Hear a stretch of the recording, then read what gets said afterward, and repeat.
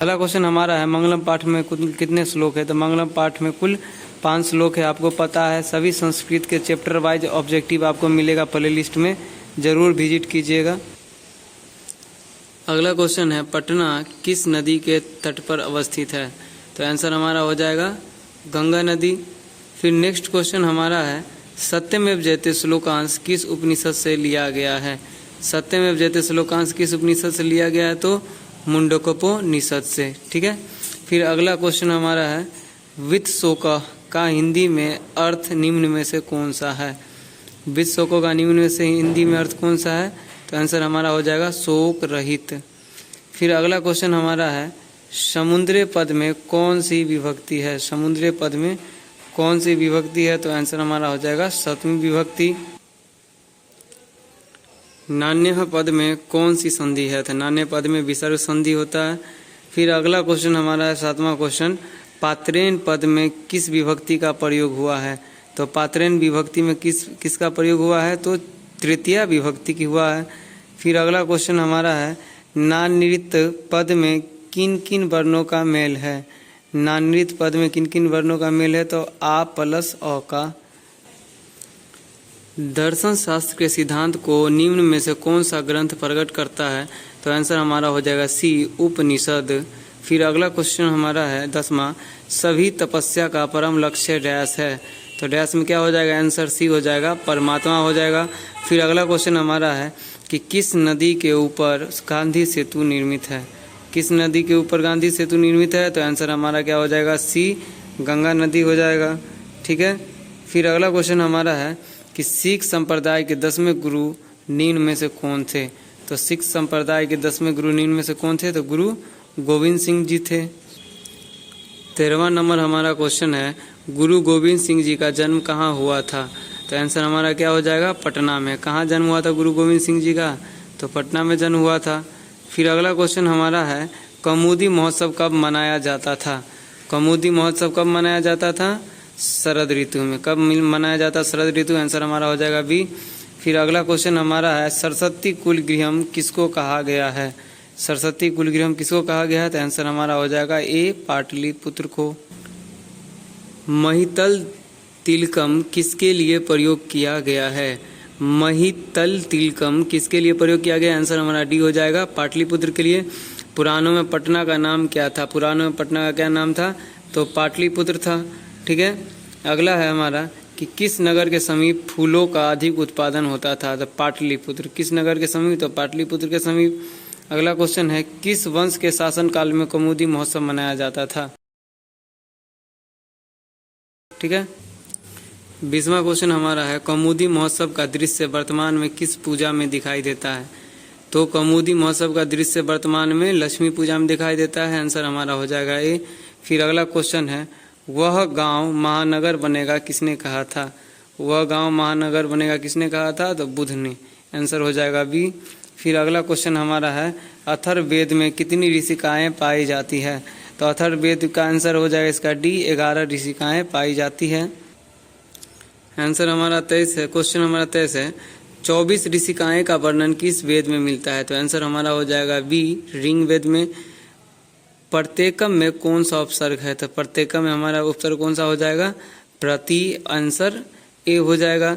विद्यापति कैसे कवि थे। तो बहुमुखी। विद्यापति कैसे कवि थे। तो बहुमुखी थे।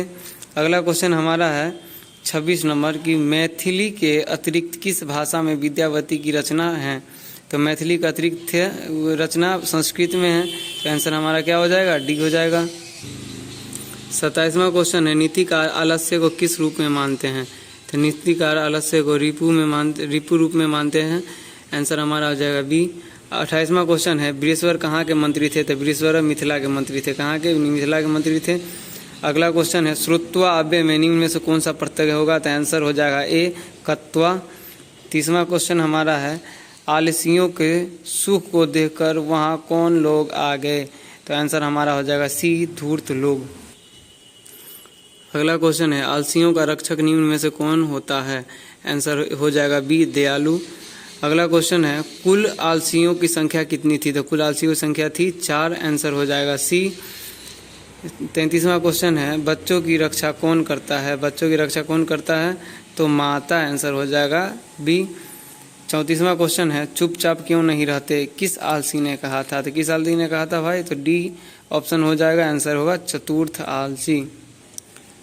नीलोत्पलम का अर्थ निम्न में से कौन सा होगा? तो आंसर हो जाएगा बी, नील कमल हो जाएगा।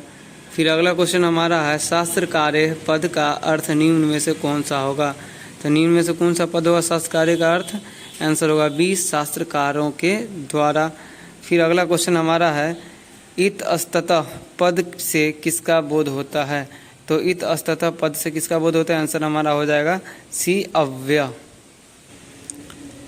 याज्ञवल्क्य की पत्नी का नाम था? आंसर हमारा हो जाएगा डी, मैत्रेयी। अगला क्वेश्चन 39वां क्वेश्चन वागम्भृणी किस वेद से संबंधित है? किस वेद से संबंधित है? आंसर हमारा हो जाएगा बी, ऋग वेद से। 40वां क्वेश्चन हमारा है सर्व शुक्ला सरस्वती किसको कहा जाता है? सर्व शुक्ला सरस्वती किसको कहा जाता है? आंसर हमारा हो जाएगा डी, विजयांका को कहा जाता है।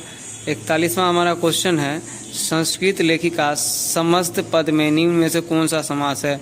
संस्कृत लेखिका समस्त पद में निम्न में से कौन सा समास है? आंसर हो जाएगा हमारा ए, तत्पुरुष समास। अगला क्वेश्चन हमारा है शीला भट्टारिका का संबंध भारत के किस भाग से है? तो शीला भट्टारिका का संबंध भारत के दक्षिण भारत से है। ठीक है, किस भाग से है? तो दक्षिण से भाग से है। आंसर हो जाएगा सी।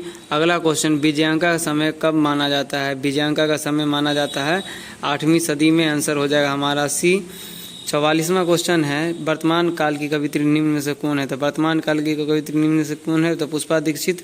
अगर पुष्पा दीक्षित आंसर नहीं रहता, ऑप्शन नहीं रहता हमारा, और पुराना ही कोई कवित्री का नाम रहता है तो होता पंडित क्षमाराव, लेकिन यहाँ पे आंसर हमारा हो जाएगा पुष्पा दीक्षित। 45वां क्वेश्चन हमारा है नश्यति पद में कौन सी धातु प्रयुक्त है? तो कौन सी धातु है? तो आंसर हो जाएगा डी, नम। अगला क्वेश्चन हमारा है गच्छेयु पद में कौन सा लकार है? तो आंसर हमारा हो जाएगा डी, विधि लिंग लकार। कौन सा लकार? तो विधि लिंग लकार। फिर अगला क्वेश्चन हमारा है 47वां क्वेश्चन अहसन पद का पुरुष और वचन निम्न में से कौन सा है? तो अहसन पद का पुरुष और वचन हो जाएगा ऑप्शन बी। आंसर हमारा हो जाएगा आंसर बी, प्रथम पुरुष बहुवचन। अगला क्वेश्चन हमारा है पठ पद किस लकार से संबंधित है? तो पठ पद हमारा किस लकार से है? तो आंसर हो जाएगा बी, लोट लकार से। अगला क्वेश्चन हमारा है 49वां नंबर अनुज्ञा किस लकार में आता है? तो अनुज्ञा आता है ऑप्शन सी। अनुज्ञा किस लकार से आता है? तो ऑप्शन हो जाएगा सी, लोट लकार। 50वां क्वेश्चन हमारा है बाल के सुपद में कौन सा विभक्ति प्रयुक्त है? तो बाल के सुपद में कौन सा विभक्ति प्रयुक्त है? आंसर हो जाएगा सी, सप्तमी विभक्ति, सप्तमी विभक्ति। अगला क्वेश्चन हमारा है कवि पद किस वचन से संबंध है?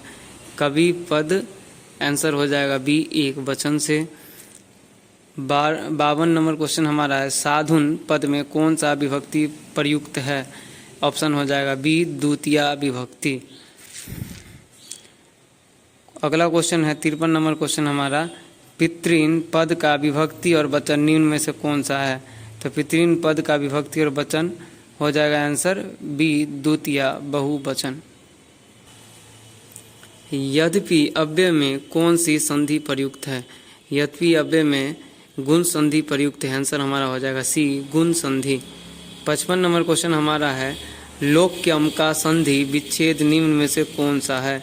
लोक्यम का संधि विच्छेद हो जाएगा ऑप्शन ए, लोक जोर अयम, लोक जोर अयम हो जाएगा।